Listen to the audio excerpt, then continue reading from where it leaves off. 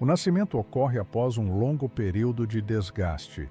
Ana chega a esse ponto já fragilizada, com o corpo marcado por meses de pressão constante, de silêncio sustentado à força, de vigilância permanente sobre si mesma, enquanto, até então, a vida ainda aparentava normalidade externa.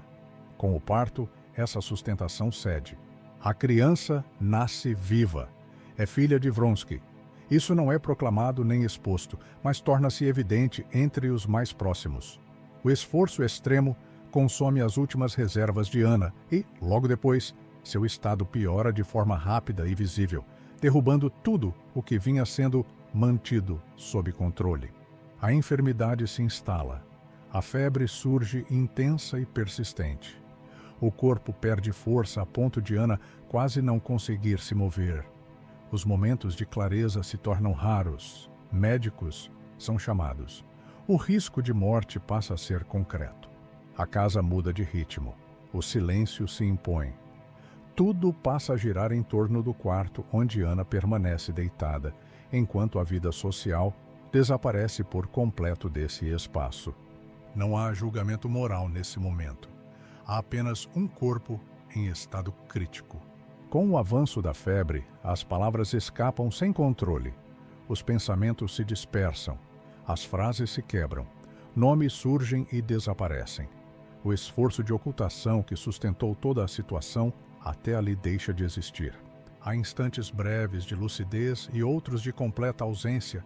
Nesse movimento irregular, Ana fala de culpa, de medo, de amor, de perda, sem construir discurso, sem escolher o que dizer. O que emerge é aquilo que já não pode mais ser contido. Esses estados vêm em ondas. Entre uma e outra, a consciência retorna por instantes curtos, apenas para desaparecer novamente. É nesse quadro que a verdade se impõe.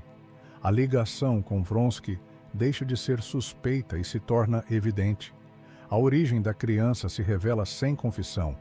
O corpo já não sustenta o silêncio, não há defesa, não há controle, não há tentativa de organizar o que vem à tona. Karenin permanece ao lado de Ana durante a doença. Observa, escuta, acompanha.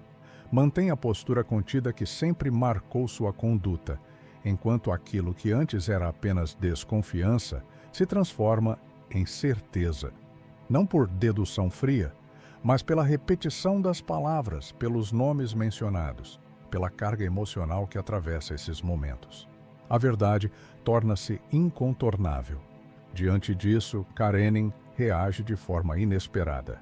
Perdoa Ana, perdoa Vronsky. Esse perdão não nasce de reconciliação afetiva, mas de um movimento moral e religioso profundo, no qual ele acredita estar preservando o sentido da própria vida. Esse perdão não vem acompanhado de acusações, nem de cobranças, nem de negociação. Karenin permanece. Cuida, assume a criança como sua, sustentando nesse gesto a ordem moral da qual depende. Vronsky também é profundamente atingido. A doença de Ana, a proximidade real da morte e o perdão concedido por Karenin produzem nele um colapso interno. Aquilo que antes parecia sustentado pela paixão torna-se insuportável. Ele chega ao limite, tenta pôr fim à própria vida e sobrevive. Não há heroísmo nesse gesto, há apenas desorientação. A partir daí, a relação com Ana passa a ser atravessada por culpa, tensão e instabilidade. Contra as expectativas iniciais, Ana sobrevive. A febre cede aos poucos. A consciência retorna com maior regularidade. O corpo inicia uma recuperação lenta e o risco imediato se afasta. Mas nada retorna ao estado anterior. A sobrevivência não reconstrói a vida que existia antes, apenas permite que as consequências do que aconteceu passem a ser vividas. Após a recuperação inicial, instala-se um equilíbrio apenas formal. Karenin permanece. Ana permanece. O casamento continua existindo na forma, sem intimidade real. O perdão, longe de resolver o conflito, apenas o desloca. A vida entra em suspensão. Nada explode, nada se resolve. O silêncio deixa de proteger e passa a pesar. O que veio à tona não pode ser apagado. A verdade é conhecida, o escândalo foi evitado, mas o custo é alto.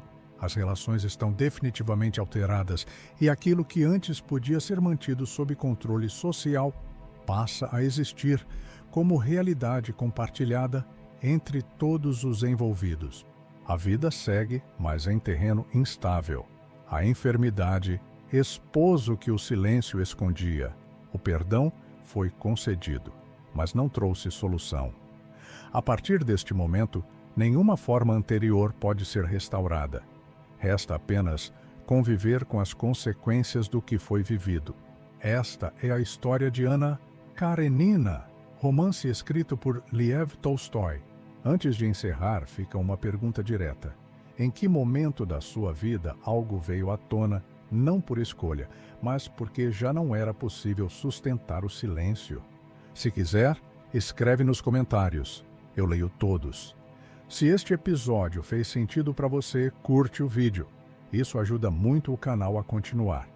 Compartilha com alguém que acompanha histórias assim, sem pressa e sem explicação forçada. E, se ainda não se inscreveu, se inscreve no canal para seguir acompanhando os próximos episódios. No próximo episódio, o perdão começa a revelar o seu custo real e a tentativa de manter a vida como antes se mostra cada vez mais difícil de sustentar.